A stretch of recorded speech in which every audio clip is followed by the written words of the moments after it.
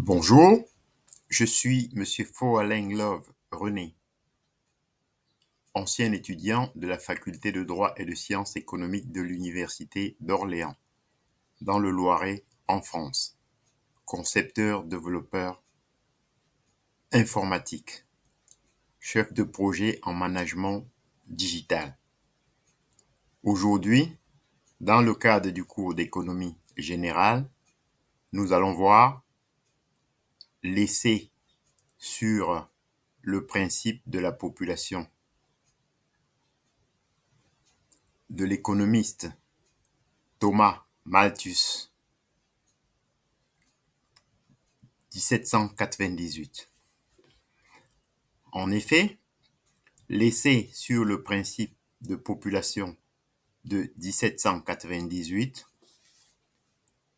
pamphlet polémique, est une référence majeure dans l'histoire des idées et connue d'un large public.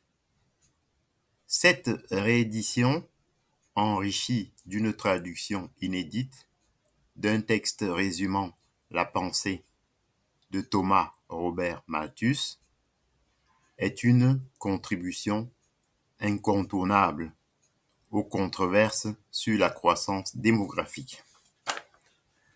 L'essai du révérend Malthus causa en 1798 un véritable choc idéologique dans une Angleterre en crise, traumatisée par la Révolution française.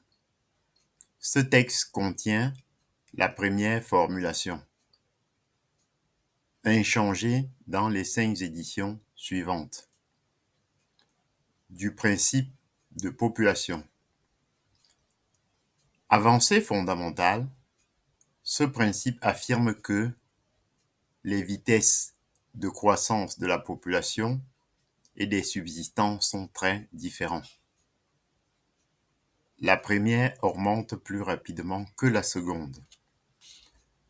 L'ouvrage, outre son impact sur la science des populations, est un pamphlet philosophique. Selon Thomas Robert Malthus, le principe de population est le moteur de l'histoire, mais aussi son régulateur, et il conditionne le destin de l'humanité.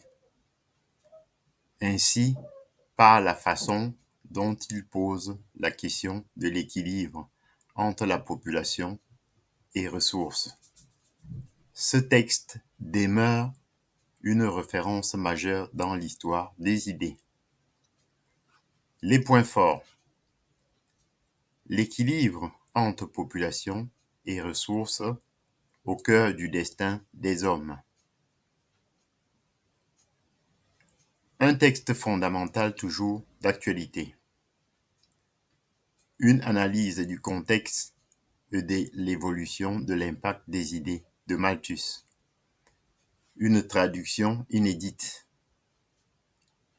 d'un des derniers textes de Thomas Robert Malthus qui résume sa pensée. J'en ai terminé avec cette introduction, ce résumé. Prochainement, nous allons voir en 1 la tension entre la production et la population. Je vous en remercie.